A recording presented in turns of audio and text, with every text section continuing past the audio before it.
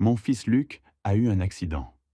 Pendant 72 heures, je suis resté à son chevet, priant pour sa survie. Une tante me séparait d'une vieille dame à qui j'apportais café et écoute. La dernière nuit, elle m'a saisi la main et a murmuré « Reste loin de lui tant que tu le peux ». Je l'ai crue confuse. 3 jours plus tard, j'ai compris. Ce n'était pas de la folie, mais un compte à rebours. Ces 72 heures allaient tout changer. Un mardi, au garage mécanique lyonnais, où j'étais chef d'équipe depuis 20 ans, le téléphone a sonné. Marc Roussel, Grand Hôpital de Lyon. Votre fils, Luc, a eu un accident. Urgence. Mon bloc-notes a glissé. Le monde s'est tu. Stable, monsieur, mais venez tout de suite. Je ne me souviens pas de ma course à ma camionnette. Luc, 40 ans et père, je le revoyais enfant. Les 15 minutes de route m'ont semblé des heures. J'ai couru dans le grand hôpital de Lyon, que je détestais depuis la mort de Lynn, ma femme, 8 ans auparavant. Luc Roussel, mon fils, ai-je haleté à l'accueil. L'infirmière m'a indiqué les soins intensifs au 3e étage. Mon estomac se tordait. La docteure Vanessa Leblanc m'a dit « Votre fils est stable. Traumatisme crânien après accident sur l'autoroute A6. Surveillance 48 à 72 heures. Suivez-moi. » Nous avons parcouru un couloir aseptisé. « Il est là, » a-t-elle dit. Éveillé, mais confus. Gardez le calme. Je suis entré. Luc était allongé, tête bandée, perfusion, moniteur. Fragile, loin de l'agent immobilier, sûr de lui. « Papa » a-t-il murmuré. « Je suis là. » Je lui ai pris la main. « Comme écrasé par un camion » a-t-il souri. « Je dois rester. Je reste avec toi. » Il s'est endormi. J'observais son souffle, le bip du moniteur, reconnaissant qu'il était vivant. La chambre, divisée par une tente, abritait une autre patiente. Les heures ont passé. L'infirmière a vérifié les paramètres de Luc. Il a de la chance. Les traumatismes crâniens sont délicats, mais la docteure Leblanc est l'une des meilleures. Elle est partie. La chambre est redevenue silencieuse. La nuit est tombée. Épuisée, j'ai protesté d'instinct. Elle s'est penchée. « La première nuit, j'ai entendu votre fils parler au téléphone de compte et de la maison, s'assurant que le vieux ne découvre rien. Je devais vous prévenir. » La chambre sembla basculer. J'ai nié, mais un souvenir m'a frappé. Des mois auparavant, Luc m'avait demandé mes relevés de pension pour les organiser. Ce qui m'avait semblé attentionné alors me laissait désormais incertain. « C'est difficile à accepter, » dit-elle doucement. Je croyais que l'amour suffisait à me protéger de la vérité. Je n'ai pas répondu, mais en moi, le doute s'est insinué. 2 jours plus tard, l'état de Luc s'est amélioré. La docteure Leblanc l'a autorisé à sortir avec 1 semaine de repos, à mon grand soulagement. « Je vais chercher la camionnette, » dis-je. « Papa, Chloé arrive. » Je m'attendais à le ramener moi-même. « Tu as déjà assez fait ?» a-t-il ajouté, sans lever les yeux. Peu après, Chloé est entrée, ses talons résonnant dans le couloir. Elle a couru vers lui a pris la main et lui a arrangé les cheveux. « Bonjour Chloé, » dis-je. « Marc » a-t-elle à peine répondu, me remerciant froidement. Elle est aussitôt revenue à Luc. « Allons, je te ramène à la maison. » Elle l'a soutenu alors qu'il se levait. J'ai fait un pas pour proposer mon aide. « Nous allons bien, papa » a-t-il coupé, sans me regarder. Je les ai suivis dans le couloir, vers l'ascenseur, les regardant s'éloigner ensemble. Chloé a appuyé sur le bouton et ils sont entrés dans l'ascenseur. Avant que les portes ne se ferment, elle s'est tournée vers moi par-dessus l'épaule de Luc. Son regard était froid, calculateur, comme si elle m'évaluait. Elle l'a embrassé sur la joue sans cesser de me fixer. Je suis resté dans le couloir vide, le cœur serré. Quelque chose n'allait pas, je le sentais, sans savoir quoi. Je suis retourné dans la chambre de Luc. Lits dépouillés, moniteurs éteints, comme s'ils n'avaient jamais été là. Le lit de la vieille dame était également vide. Une infirmière m'a appris qu'elle avait été autorisée à sortir à l'aube. Elle a indiqué l'oreiller. Une petite note y était posée. Je l'ai ouverte. Fiez-vous à votre instinct, Marc. J'ai relu ces mots. Mon instinct me criait d'être vigilant, mais mon cœur m'accusait de paranoïa. Je suis sorti de l'hôpital avec le billet en poche et un nœud à l'estomac. Léon se réveillait pendant que je rentrais chez moi, me demandant si j'étais sur le point de tout gâcher pour rien. Une semaine s'est écoulée. Luc n'appelait pas et répondait par des monosyllabes. Bien, tout va bien, occupé.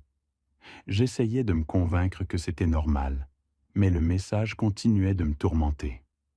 Ce jeudi-là, j'avais un contrôle au grand hôpital. Après les vérifications habituelles, le docteur Patterson m'a donné le feu vert. En sortant, j'ai vu la vieille dame dans la salle d'attente. Elle m'a salué, a demandé des nouvelles de Luc. J'ai hésité. Il se remet, je crois. Elle m'a invité à prendre un café, ce que j'ai accepté. Assis dans un coin, elle a dit doucement « C'est ainsi que la distance s'installe. Quand mon fils s'est éloigné, j'ai trouvé des excuses. Il ne me voyait, en réalité, que comme une ressource. » Elle a raconté qu'il lui avait demandé ses comptes et mots de passe pour l'aider, et elle avait tout cru, jusqu'à ce qu'il soit trop tard. Un frisson m'a parcouru. Des mois auparavant, Luc m'avait posé les mêmes questions. Ne faites pas la même erreur que moi. Observez et fiez-vous à ce que vous voyez. Puis elle a sorti une vieille montre en argent, arrêtée à 3h15. Elle s'est arrêtée quand j'ai découvert que mon fils avait tout pris. Gardez-la, elle vous rappellera de voir la vérité. J'ai essayé de refuser, mais elle a refermé mes doigts autour de la montre. Vous comprendrez bientôt. Elle m'a salué d'une dernière recommandation. Fiez-vous à votre instinct. J'ai travaillé tard cette nuit-là. Rentré chez moi à 3h15, je me suis immobilisé. La voiture de Luc était garée devant l'allée. J'ai coupé le moteur, confus. Il habitait à 20 minutes de là. Que faisait-il à cette heure-là? La maison était sombre, toutes les lumières éteintes. Je suis descendu, j'ai ouvert la porte et je suis entré. La maison était silencieuse, mais pas vide. De faibles murmures venaient du bureau. Le cœur battant, j'ai allumé la lumière. Luc était près de mon classeur, une main sur un tiroir ouvert, l'autre tenant des papiers. Il s'est retourné brusquement, les yeux écarquillés. « Papa », a-t-il dit, portant une main à sa poitrine. « Jésus, tu m'as fait peur. » Je suis entré. « Luc, que fais-tu ici? Il est 3h du matin. » Il a regardé les papiers, puis moi. Je cherchais des documents. Le titre de ma vieille voiture. Je la vends. Le tiroir du classeur était ouvert, les dossiers tirés en avant. Je n'arrivais pas à dormir. J'ai pensé m'en occuper tout de suite. Désolé, papa. J'aurais dû appeler. Je l'ai observé. Ses cheveux en désordre. Il portait un jean et un sweatshirt, semblant revenir de l'extérieur. Comment es-tu entré? J'ai toujours la clé de quand je vivais ici. A-t-il haussé les épaules? J'espère que ça ne te dérange pas. Ça n'allait pas, mais je n'ai rien dit. Tu as trouvé ce dont tu avais besoin? Pas encore. Je pensais que c'était ici, a-t-il indiqué le classeur. Mais je peux revenir plus tard. Oui, ce serait mieux. Il a hoché la tête et s'est dirigé vers la porte, s'arrêtant un instant. Tu as travaillé tard ce soir? Des heures supplémentaires au garage? Tu as l'air épuisé, tu devrais dormir. Il est parti. J'ai entendu la porte d'entrée se fermer, le moteur démarrer et la voiture s'éloigner. Je suis resté devant le tiroir ouvert, les dossiers mal rangés. J'ai vérifié mes documents financiers, puis suis allé me coucher, sans dormir. 3 jours plus tard, en rangeant mon bureau, j'ai constaté le désordre des dossiers financiers. Dans le tiroir du haut, 3 chèques du carnet manquaient. L'estomac serré, j'ai consulté mon compte bancaire. Un virement de 5 000 € à Luc Roussel, daté de 2 semaines. Je ne m'en souvenais pas, et 5 000 € ne s'oublient pas. Le reste semblait normal. J'ai appelé la Banque de Lyon et demandé l'INSEE, ma conseillère depuis le décès de Lynn. Les mains tremblantes, j'ai exigé un rendez-vous le jour même concernant mon compte.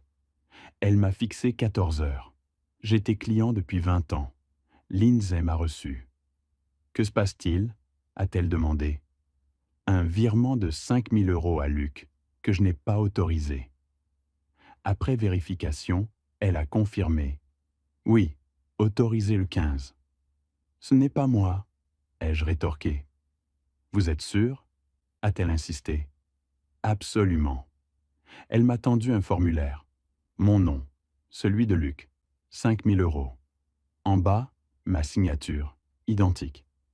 Mais je ne l'avais pas apposée. Je n'ai pas signé ça. Le visage de Lindsay s'est décomposé. Marc, a-t-elle révélé, c'est le 3e virement cette année.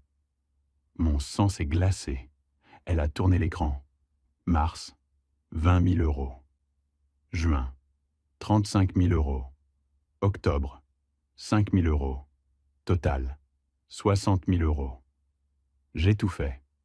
Les signatures correspondent, a-t-elle ajouté. Les 3 sont des copies parfaites de la vôtre. Je n'ai rien autorisé. Si ces signatures sont falsifiées, a dit l'INSEE, c'est grave. Je le savais. Elle a regardé le nom de Luc, sans commentaire.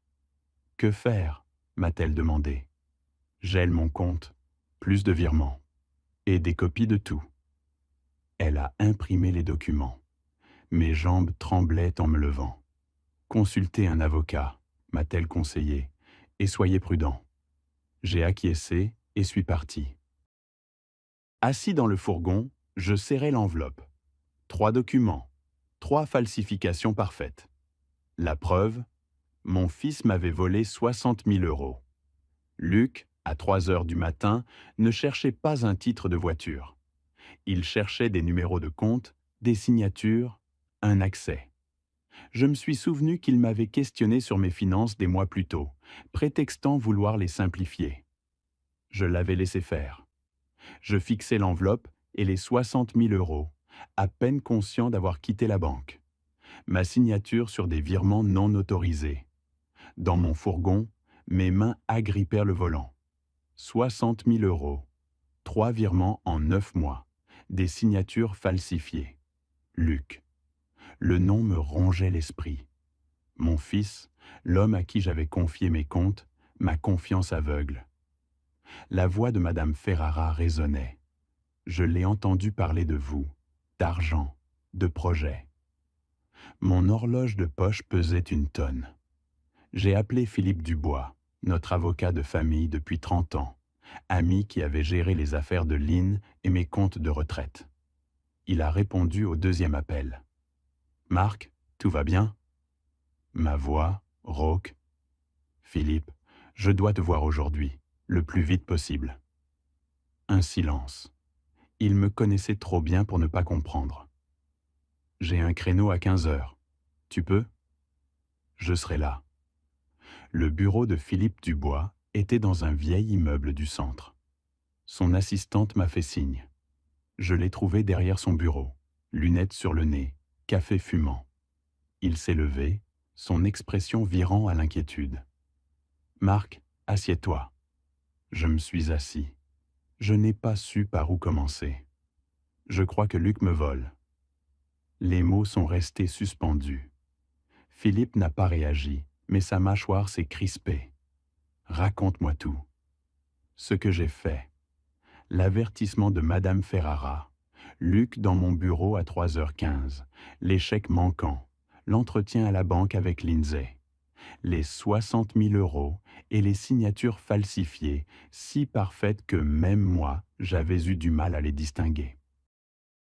Quand j'eus fini, Philippe, les doigts entrelacés, s'appuya à sa chaise. « As-tu confronté Luc ?»« Non. »« Bien, » dit-il en se penchant. « Marc, si tu penses que quelque chose cloche, c'est probablement le cas. Mais tu n'as que des soupçons. Luc trouvera des explications qui te feront douter. Que dois-je faire? Rassemble des preuves concrètes. Avant de l'affronter, tu dois tout savoir. Philippe prit son téléphone. Je vais te donner un nom. Simone Ricci. C'est un détective privé très efficace qui a déjà aidé mes clients. Un détective privé pour suivre mon fils. L'idée m'était étrangère. C'est pour te protéger, murmura Philippe. C'est de ça qu'il s'agit, Marc. De protection. Le lendemain, je rencontrai Simone Ricci dans un café. Plus jeune que je ne l'attendais, la quarantaine, son visage se fondait dans la foule. Philippe m'a mis au courant, dit Simone en sortant un carnet. Virement non autorisé, signature falsifiée, 60 000 € en 9 mois. Parlez-moi de Luc. Je lui décrivis mon fils. 42 ans, agent immobilier marié à Chloé, père d'un petit Mathéo de 10 ans. Il vivait près de Lyon, conduisait un pick-up neuf et semblait toujours à l'aise. Mais il ne gère pas ses finances? Demanda Simone. Non. Des signes de problème? Dettes? Jeux? Habitudes coûteuses? Je songeais à son train de vie. Je ne sais pas, avouai-je. Je n'ai jamais demandé. Simone prit note. Je commencerai par les relevés financiers, les documents publics. Je surveillerai ses mouvements discrètement. Il ne saura pas que je suis là. Combien de temps? Cela dépendra de ce que je trouverai. Quelques jours ou plus. Il me regarda. Mais s'il y a quelque chose, monsieur Roussel, je le trouverai. Ce soir-là, dans mon bureau, le même où j'avais trouvé Luc à 3h15, j'examinais tous les documents financiers. Relevés, fonds de pension, investissements. C'est là que je le vis. Un compte joint à mon nom et celui de Luc, ouvert 8 mois plus tôt, dont je n'avais aucun souvenir. J'appelais le numéro, parlais à un opérateur. Oui, monsieur Roussel, compte joint avec Luc Roussel. Ouvert en mars dernier. Solde actuel? 0, monsieur. 0. Oui. Un virement de 55 000 € de votre fonds de pension en avril et un retrait total 2 semaines après. La pièce tourna. 55 000 € de mon fonds de pension, disparu d'un compte inconnu. Je raccrochai, main tremblante. Je sortis la montre de la vieille dame, les aiguilles figées à 3h15. Il faut parfois s'arrêter pour voir clair. Mon téléphone vibra. Un message de Simone. Rien de bon, il faut se voir. Il y a quelque chose que vous devez voir. Je l'appelai. Il répondit aussitôt. Simone, qu'est-ce que c'est? Sa voix était basse. Monsieur Roussel, ça concerne votre fils. C'est pire que ce que vous imaginez. 2 jours plus tard, je retrouvai Simone et Philippe dans une brasserie à Lyon. Je m'assis. Simone avait un dossier épais devant lui. Je sentais son hésitation, mais je devais savoir. Montrez-moi, dis-je. Il l'ouvrit. Les premières images montraient mon fils, Luc, entrant au casino de la fortune, puis aux tables de poker et de blackjack, et enfin sortant à 2h du matin, le regard abattu. Il y va 3, 4 fois par semaine, depuis 6 mois, précisa Simone. Je fixai ces images. C'était bien mon fils. Combien? Demandai-je. Simone sortit une pile de documents. Il doit 150 000 €, dit-il, à des usuriers qui appliquent 20% d'intérêt par mois. 150 000 €. Le chiffre m'était insupportable. Il a 3 mois, continua Simone, avant qu'il ne saisisse ses biens. Philippe se pencha. Marc, ce ne sont pas des banques, ce sont des gens dangereux. Assis, abasourdi par ces chiffres, je me demandais comment Luc avait pu tomber si bas. Simone sortit des emails entre Luc et une certaine Sabrina, récupérés de son cloud. Je ne voulais pas les lire, mais je devais. Le premier, de Luc à Sabrina, avait pour objet « Il faut qu'on parle ». Luc y écrivait « Il faut s'occuper du vieux ». C'était moi. Il est assis sur une mine d'or et il ne le sait pas. Maison payée, fonds de pension, tout. Si on obtient l'acte, c'est bon. On solde la dette et on recommence. Mes mains tremblaient. Simone me montra la réponse de Sabrina, sceptique, puis la réplique glaçante de Luc. « Laisse-moi faire. Il me fait confiance. Il signera tout ce que je lui mettrai sous le nez. Il ne se rendra compte de rien avant qu'il ne soit trop tard. » Je posai les cartes, mes mains toujours tremblantes. « Il y a encore une chose, » murmura Simone, posant un petit enregistreur numérique sur la table. C'était il y a 3 nuits. Luc était dans un bar près du casino. Il appuya sur lecture. Malgré le brouhaha ambiant, la voix de Luc était terrifiante de clarté. « Mon vieux ? Oui, il est plein aux as. Maison payée, fonds de pension, tout. Quand j'aurai cet acte, je serai tranquille. » Quelqu'un ricana. « Tu vas vraiment faire ça à ton père ?» Luc, mon fils, celui que j'avais élevé, répondit « Il a 67 ans. À quoi ça lui sert, une maison ? Il sera bien en maison de retraite, et moi, je sortirai enfin de ce trou. » Simone coupa l'enregistrement. Autour de nous, la brasserie poursuivait sa routine. Mais dans notre coin, le monde s'était arrêté. « C'est mon fils, » dis-je, la voix brisée. Le garçon que j'ai tenu à sa naissance, à qui j'ai appris à faire du vélo, pour qui j'ai assisté à chaque match. Philippe posa une main sur mon épaule, silencieux. Que dire face à un tel abîme ? Après un instant, sa voix d'avocat ferme reprit. « Marc, agissons immédiatement. Bloquez tous vos comptes. Transférez vos biens dans un fonds fiduciaire protégé. Changez votre testament. Changez les serrures de votre maison. » Il marqua une pause. « Et ne dites rien à Luc. Absolument rien. » Philippe m'avait formellement interdit de l'affronter. S'il savait, il s'enfuirait ou accélérerait ses plans. Nous devions être prêts. Je voulais lui parler, mais Philippe avait insisté. « Pas encore. Pas tant que nous n'aurons pas tout réglé. Faites comme si de rien n'était, Marc. Gardez-le près de vous et laissez-nous faire. » Ce soir-là, Luc m'appela. Son nom s'afficha. Je répondis « Salut, papa », dit-il d'un ton chaleureux et désinvolte. « J'ai besoin d'un prêt. 20 000, peut-être 30 000 pour être sûr.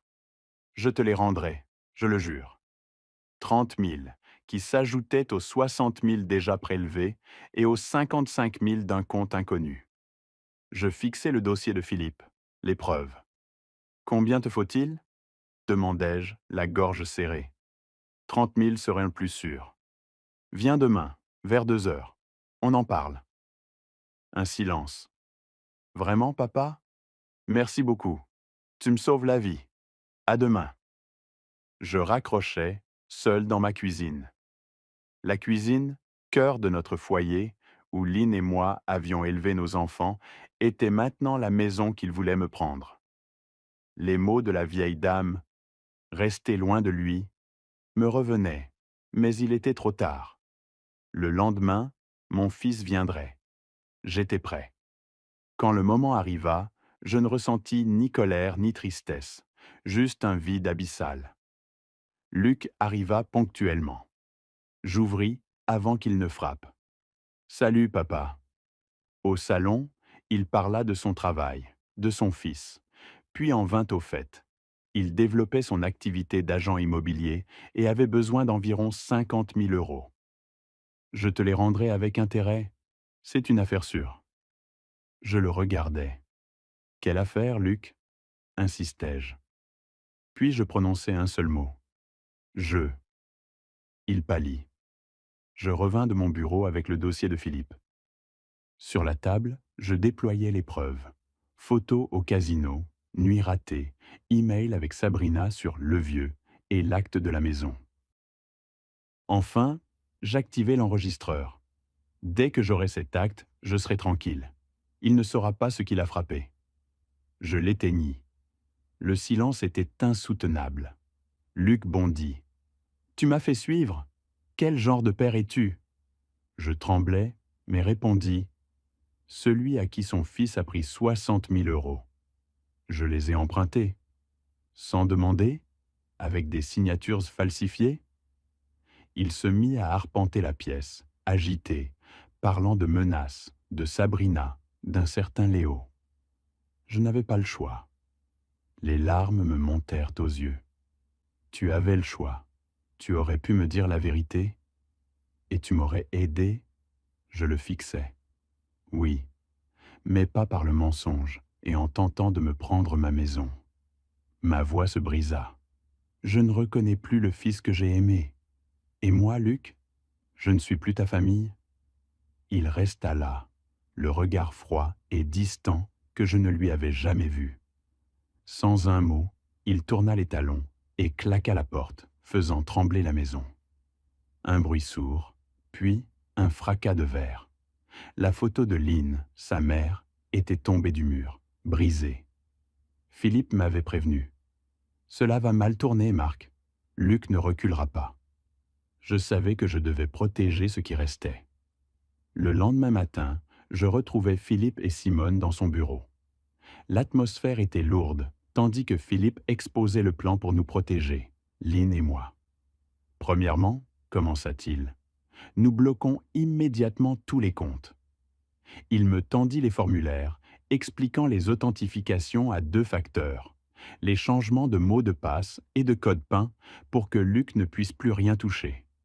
Je signais, ma main encore pansée de la coupure de la veille. Deuxièmement, poursuivit Philippe, nous modifions le testament. Il me montra l'ancien, où Luc héritait de 60% et Chloé de 40%. Désormais, Chloé sera la principale bénéficiaire, avec 80%. Pour Léo, votre petit-fils, nous créerons un fonds fiduciaire de 20% pour ses études. Luc ne pourra pas y toucher.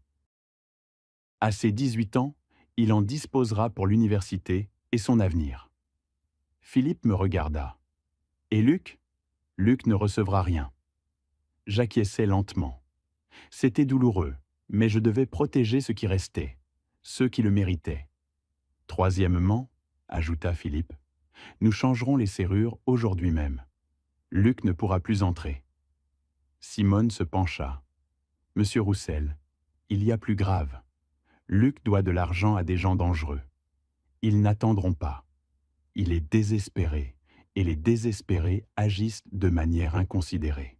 « Que voulez-vous dire ?» demandai-je. « Je dis que vous devez être prudent. Gardez vos portes fermées. N'ouvrez pas à Luc. Et s'il fait quoi que ce soit de menaçant, appelez la police. » Mon estomac se noua. « Et Léo, mon petit-fils ?» Philippe assura que le fonds fiduciaire le protégeait. Si la situation dégénérait, un ordre restrictif pourrait éloigner Luc. Je m'assis, observant ces hommes qui me protégeaient de mon propre fils. « Je veux protéger ce qui reste, » dis-je doucement.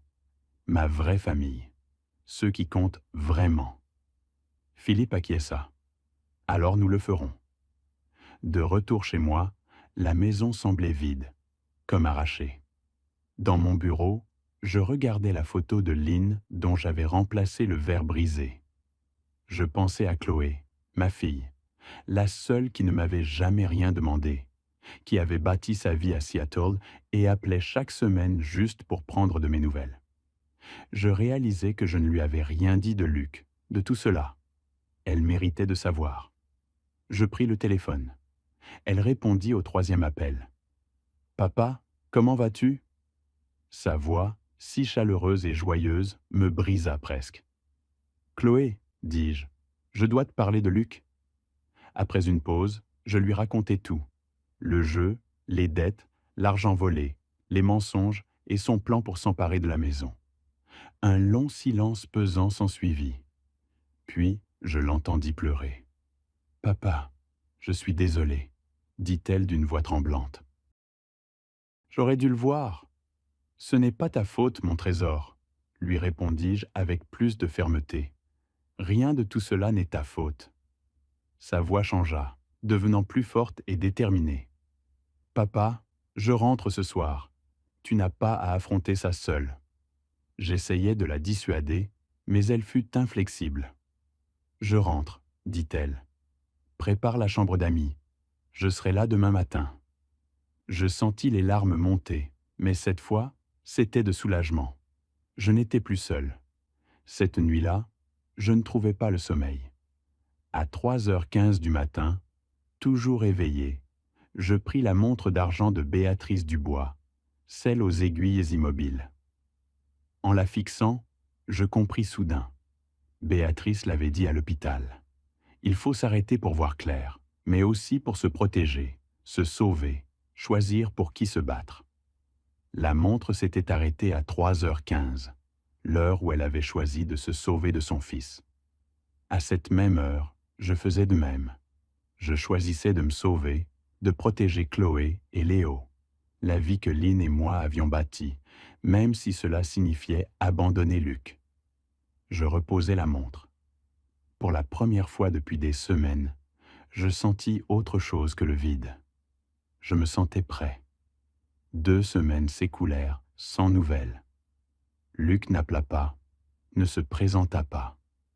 J'en vins à croire qu'il avait enfin compris, qu'il s'était retiré. Le pire semblait derrière nous. J'aurais dû m'en douter. Chloé était rentrée le lendemain de ma rencontre avec Philippe. Sa présence changea tout. Nous trouvâmes une bonne routine. Le matin, en prenant le café, elle me parlait de son travail à Seattle. Je réalisais à quel point je connaissais peu sa vie. Elle m'aida à sécuriser mes finances, s'assurant que Luc ne puisse accéder à rien. Nous cuisinions ensemble des recettes de Lane. La maison retrouva une atmosphère familiale, simple. Une soir, autour d'un thé, je lui racontais l'histoire de Béatrice Dubois, la femme de l'hôpital. Je lui montrai la montre. Chloé la tint avec soin.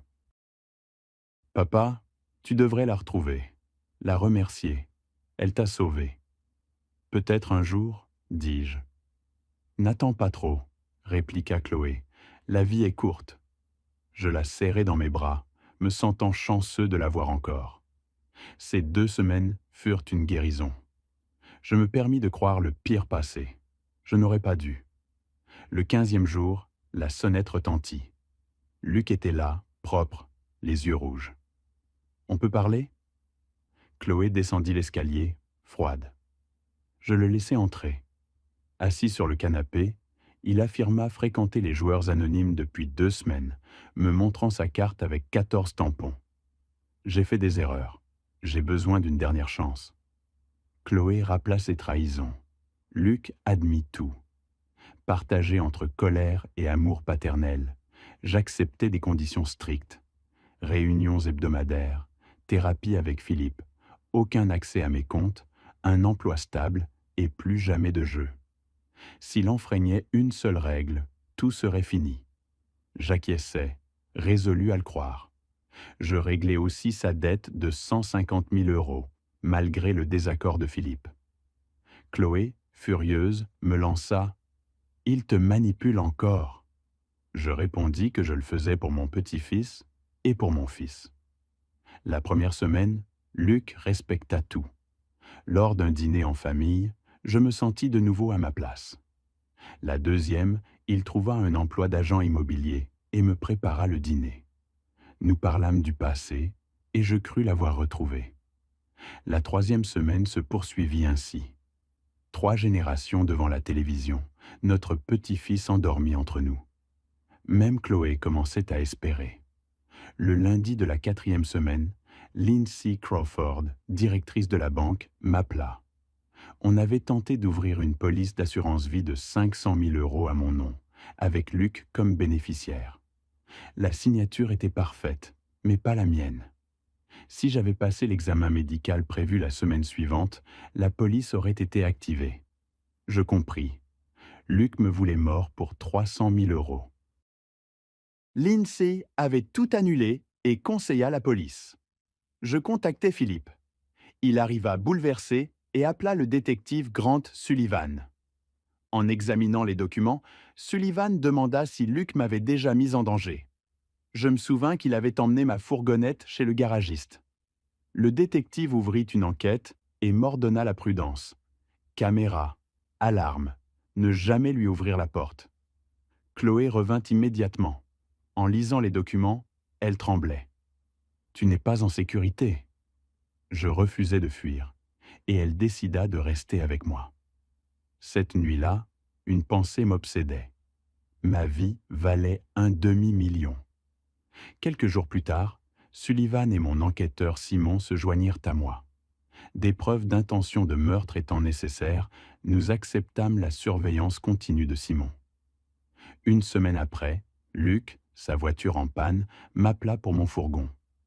J'informai Sullivan qui m'ordonna « Acceptez, nous le tracerons ». J'acceptai. Simon installa un GPS discret. 2 jours passèrent. Le signal GPS mena à un garage. Le propriétaire, connu des services de police, avoua à Simon que Luc l'avait payé 5 000 € pour sectionner les durites de frein à 60 à 70%, provoquant une fuite lente et un accident crédible. Simon enregistra tout. « Marc, vos freins vont lâcher », m'annonça-t-il. Je voulais réparer les freins immédiatement, mais Sullivan intervint. « C'est notre chance. Faisons-lui croire que ça a marché. » Le plan, simuler un accident contrôlé pour observer sa réaction. Chloé s'y opposa, terrifiée, mais c'était le seul moyen. Le lendemain, l'autoroute A6 fut fermée. Je conduisis le fourgon saboté vers la barrière. Au cône jaune, les freins lâchèrent. Un instant, j'oubliais la mise en scène. Je braquais, l'impact, l'airbag. Douleur aux côtes, sirène, brancard. Une côte fracturée et des lacérations, juste assez pour paraître grave. Au grand hôpital de Lyon, la nouvelle fut diffusée. Accident dû à une défaillance des freins. État critique, mais stable. « Luc verra ça », dis-je à Chloé. Ce soir-là, il m'appela, l'air dévasté, et arriva peu après. Pâle, il me prit la main. « Je suis tellement désolé, papa. » Un instant, je lus dans ses yeux la déception de me voir en vie. Cela disparut aussitôt, remplacé par le masque parfait du fils prévenant. Il resta 20 minutes, puis partit. Je fixai le plafond. Il ne craignait pas de me perdre. Il était déçu que cela n'ait pas eu lieu. 2 jours plus tard, toujours à l'hôpital, je jouais mon rôle. Mon téléphone sonna. « Luc, » répondis-je. « Comment te sens-tu ?»« Mieux, encore douloureux. »« Écoute, » dit Luc, la voix chaleureuse. « Quand tu te sentiras plus fort, je veux t'emmener en bateau. L'air frais, la brise marine. Ça t'aidera à récupérer. Juste toi et moi, comme quand j'étais enfant. » Le sang me glaça. « Un tour en bateau ?» dis-je. « Oui, j'ai accès au yacht d'un ami. Ça te fera du bien, loin de ce stress. Qu'en dis-tu » Je regardai Sullivan, qui hocha la tête. « Ça semble bien, Luc, » dis-je. « Faisons ça. »« Fantastique, » dit Luc, ravi. « J'organise tout pour la semaine prochaine. Pense juste à te remettre en forme. »« D'accord. » Je raccrochai. Sullivan se leva. « C'est la 3e tentative. Il t'emmène en bateau pour finir ce que le fourgon n'a pas fait. »« Exact, » dis-je. Sullivan sortit son téléphone. « 1 semaine pour nous préparer. Cette fois, nous le prendrons en flagrant délit. » Je savais à quoi je m'exposais. Assis dans ma cuisine à 6h30, le soleil perçant difficilement, je savais que c'était notre dernière chance d'obtenir des preuves irréfutables, de prendre Luc la main dans le sac pour son intention de nuire. Avec témoins et preuves inattaquables. C'était dangereux, la chose la plus dangereuse que j'ai jamais faite, mais le seul moyen de le démasquer, de le livrer à la justice et de mettre un terme à tout cela. Je m'habillai de jeans et d'une veste chaude, attendant mon fils. Luc arriva ponctuellement à 7h. Le yacht, blanc et rutilant, 15 mètres de long, était le genre de bateau qu'on s'offre avec l'argent volé à son père. Chloé m'accompagna jusqu'à la porte, le visage pâle, la voix brisée. « Ça ira, » lui dis-je. « Sullivan a tout prévu. Garde côtière, patrouilleurs de police au-delà de l'horizon, un hélicoptère, un traceur GPS dans ma veste. Dès mon signal, ils seront là. Et si ça tourne mal? Demanda-t-elle. Je l'embrassai sur le front. Alors tu auras les preuves pour faire enfermer Luc longtemps. Aujourd'hui, tout se termine. Elle m'étreignit. Je t'aime, papa. Moi aussi, ma chérie. Luc klaxonna. Je montai dans le fourgon. Luc sourit. Bonjour, papa. Belle journée pour un tour en bateau, n'est-ce pas? Magnifique, répondis-je. Le yacht était amarré près de l'estuaire. L'eau était froide, le ciel gris. Luc m'aida à monter à bord et démarra le moteur. Nous nous éloignâmes du quai. Chloé resta là à nous regarder, sa silhouette rapetissant jusqu'à n'être qu'un point. Puis, il n'y eut plus rien, juste l'eau, le ciel et mon fils. Pendant la première heure, ce fut presque normal. Luc parla de son enfance, de nos parties de pêche. Il évoqua le saumon de ses 12 ans, un souvenir que Lynn avait immortalisé et dont il avait parlé des semaines. Je me souvenais. 25 ans plus tard, sur un autre bateau, Luc avait d'autres plans. À 5 milles de la côte, l'eau grise s'étendait à l'infini. Luc coupa le moteur. Le silence soudain fut assourdissant, rompu par les vagues et le vent. « Je veux un verre, papa. » Il revint d'entrepont avec mon whisky préféré. J'ai apporté le bon. Il versa. Luc me tendit le verre, mais je le refusai. L'avertissement de Sullivan en tête. « Pas maintenant, Luc. Je me sens encore faible. » Son sourire vacilla. Il posa le verre. « Papa, » dit Luc les yeux froids, « je l'ai planifié. » Mon cœur s'emballa. « Qu'as-tu planifié? » L'accident, les freins du fourgon. Tu ne devais pas survivre. Je voulais que ça finisse là, un problème résolu par l'assurance. Mais tu survis toujours, ajouta-t-il en secouant la tête. Alors maintenant, dit-il en s'approchant, je dois finir le travail ici, où nous sommes seuls. Je reculai contre la rambarde. Luc, ne fais pas ça! Je suis ton père! Tu es l'homme qui ne m'a jamais donné ce dont j'avais besoin, rétorqua-t-il, la voix tremblante de rage. Maintenant, tu me donneras tout. La maison, l'argent. Il m'empoigna, me poussa vers la rambarde. J'étais vieux, lui fort. Ses mains sur ma poitrine, mes pieds glissant sur le pont. L'eau froide à des kilomètres. Son visage déterminé. « Je suis désolé, papa, » dit-il, poussant plus fort. La rambarde me pressait. Je criai « Lynn, Lynn, Lynn !» Luc se figea. Des moteurs rugissaient. Il se retourna. 3 vedettes et un hélicoptère de police approchaient. Son visage pâlit. « Luc Roussel, levez les mains! Vous êtes en état d'arrestation !» tonna Sullivan par haut-parleur. « Tu m'as piégé !» hurla Luc. « Non, Luc, tu es tombé seul. J'ai juste arrêté de fuir. » Les agents montèrent à bord, l'agrippèrent, lui lièrent les mains. Luc hurlait. « C'est mon père! Comment as-tu pu me faire ça ?» Tandis qu'il l'emmenait, il me regarda. « Papa, je t'en prie. »« Je ne suis plus ton père, » dis-je doucement. « Je suis juste un homme qui a survécu. » Je m'effondrai sur le pont. Sullivan monta à bord, m'enveloppant d'une couverture. « C'est fini, Marc. » Au quai, Chloé courait. À l'accostage, elle m'étreignit, sanglotant. Je la serrai fort, tremblant. Je vis la voiture de police s'éloigner avec Luc à la fenêtre.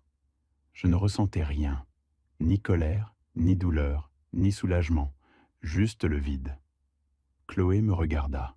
« C'est vraiment fini, papa. » J'acquiesçai. Mais je compris que j'avais perdu Luc bien avant.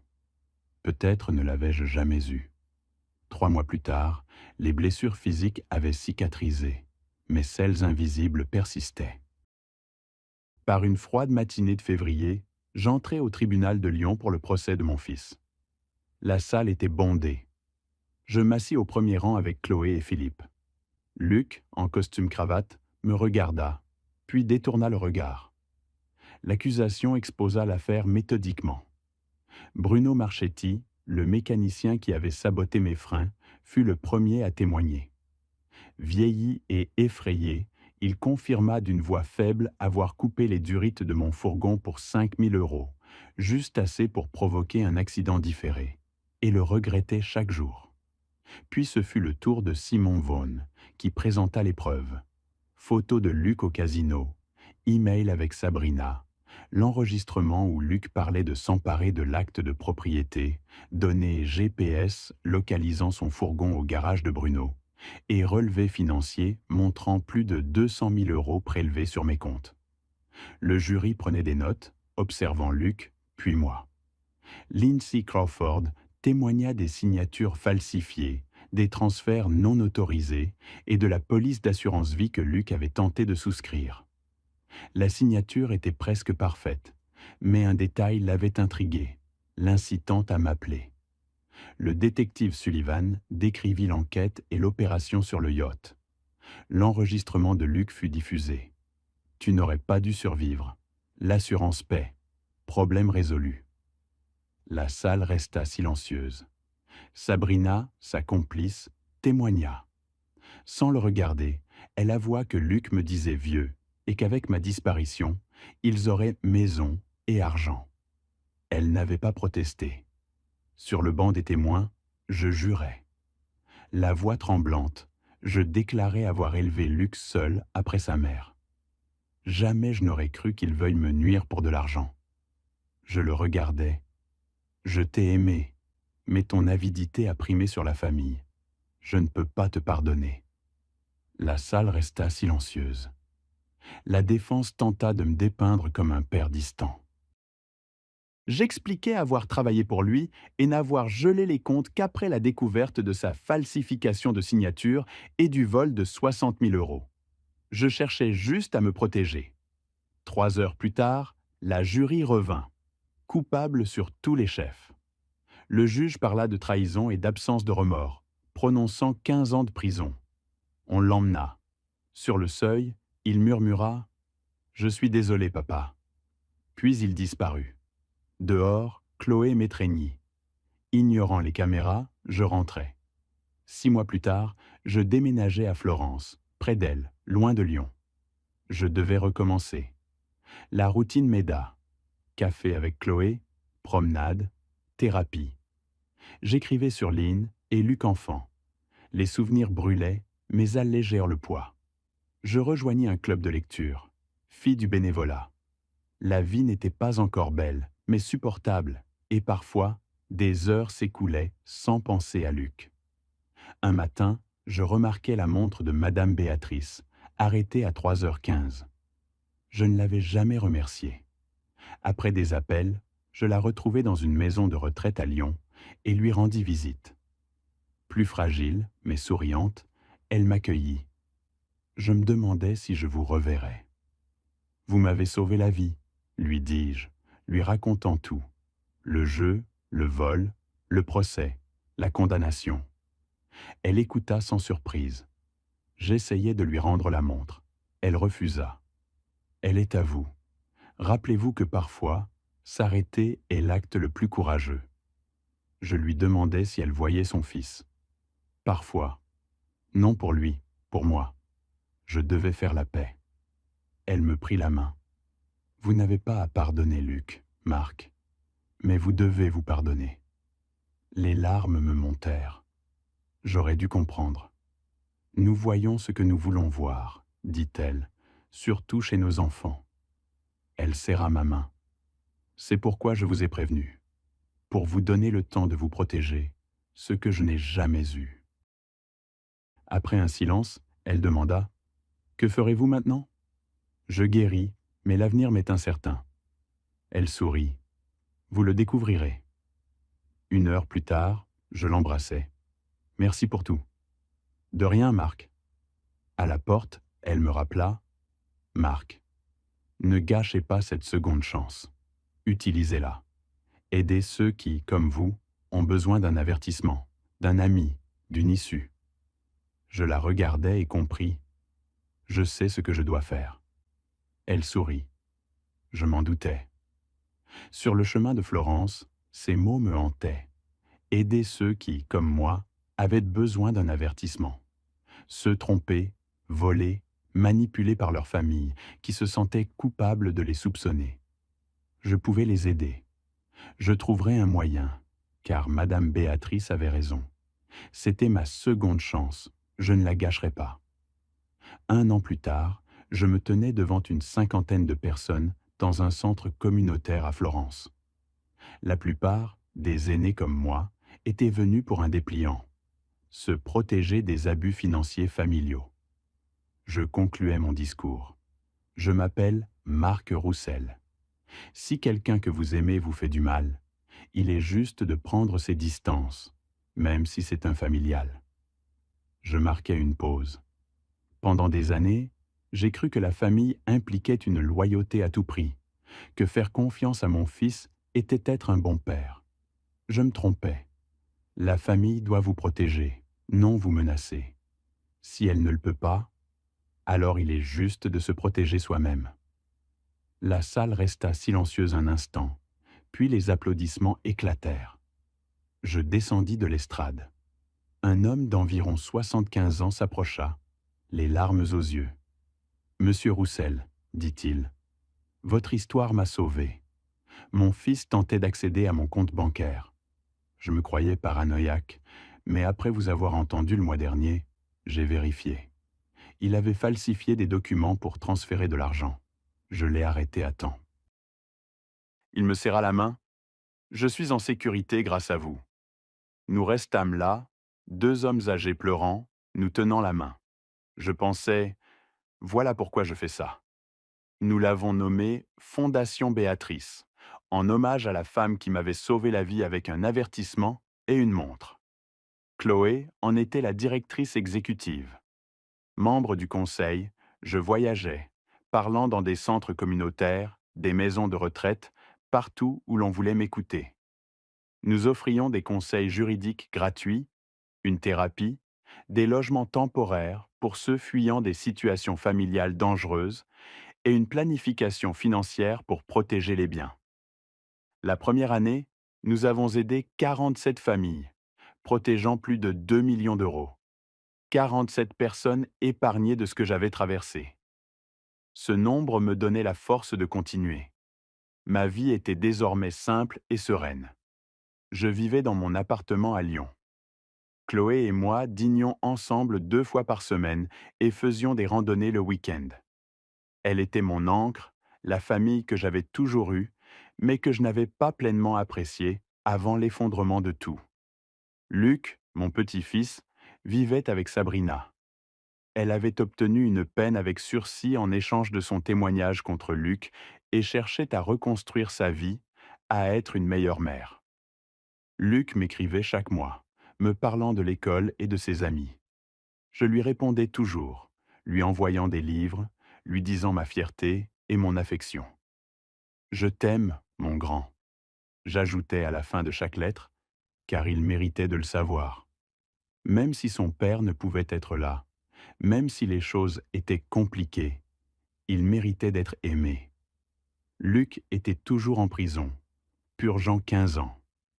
Je ne lui avais jamais rendu visite, jamais appelé, jamais écrit. Parfois, on me demandait « Ne veux-tu pas le voir, lui parler ?» Je répondais la vérité, je ne lui souhaitais aucun mal, mais il ne pouvait plus faire partie de ma vie. C'était ma limite, nécessaire. Pas de haine, pas de vengeance, juste une frontière que je devais tracer pour survivre et protéger la paix si durement acquise. Un soir, assis à mon bureau près de la fenêtre, je regardais les lumières de Lyon briller. À côté, la photo souriante de Chloé et Luc et la montre de Madame Béatrice, toujours arrêtée à 3h15. J'ouvris mon journal et commençai à écrire. 2 ans s'étaient écoulés depuis l'arrestation de Luc. 2 ans depuis que ma vie avait failli s'achever. Pourtant, à bien des égards, c'est là qu'elle avait commencé. J'avais perdu un fils, mais je m'étais retrouvé. J'avais trouvé une fille qui m'aimait inconditionnellement, un petit-fils plein d'espoir et une mission. Aider ceux qui traversaient ce que j'avais traversé. Madame Béatrice avait raison. Parfois, il faut s'arrêter pour se sauver. Cette montre, figée à 3h15, marque le moment où tout s'est arrêté, mais aussi où tout a commencé. C'est quand on cesse de fuir la vérité qu'on commence vraiment à vivre. Je m'arrêtais, regardais la montre. La famille n'est pas toujours une question de sang. Ce sont les personnes qui sont proches de vous, qui vous protègent, qui vous aiment même quand c'est difficile. J'ai cela maintenant. Chloé, Luc, les gens de la Fondation, les familles que nous aidons. J'en suis reconnaissant, chaque jour. Je fermais mon journal et souris. Dehors, Lyon brillait. Au fond de moi, je ressentis quelque chose que je n'avais pas connu depuis des années. La paix. Une paix vraie, authentique. On me demande parfois si j'ai pardonné à Luc. Je leur dis que je me suis pardonné à moi-même. Et cela suffit, car j'ai fait de mon mieux. Je l'ai aimé, j'ai essayé de l'aider. Mais au final, il a fait ses choix et j'ai dû faire les miens. J'ai choisi de survivre, de guérir, d'aider les autres. Et je suis toujours là. À vous qui écoutez cette histoire, je dis ceci. Dieu m'a donné 3 avertissements, 3 chances de voir la vérité. Madame Béatrice à l'hôpital, l'horloge figée à 3h15, et cet instant où, l'épreuve en main, je voulais encore croire que mon fils changerait. J'ai ignoré le premier, hésité au second. Au troisième, j'ai failli ne pas survivre. Ne soyez pas comme moi, n'attendez pas le troisième. Si quelqu'un que vous aimez, famille, ami, peu importe, vous enlève quelque chose, vous ment, met votre sécurité en péril, faites confiance à ce que Dieu vous montre, à votre instinct. Je croyais qu'être un bon père signifiait pardon infini, confiance inconditionnelle. J'ai appris une vérité plus difficile. Parfois, aimer, c'est laisser partir. Parfois, protéger, c'est s'éloigner. Dieu ne nous demande pas de rester en danger pour prouver notre amour, mais de valoriser la vie qu'il nous a donnée. Mon conseil, fixez des limites, cherchez de l'aide, ne craignez pas la honte. Et si vous devez choisir entre leurs mensonges et votre paix, choisissez toujours la paix. J'ai 70 ans. J'ai failli ne pas y arriver, mais je suis là. Si partager mon histoire aide ne serait-ce qu'une personne à reconnaître les signaux que j'ai ignorés, alors peut-être que tout cela en aura valu la peine.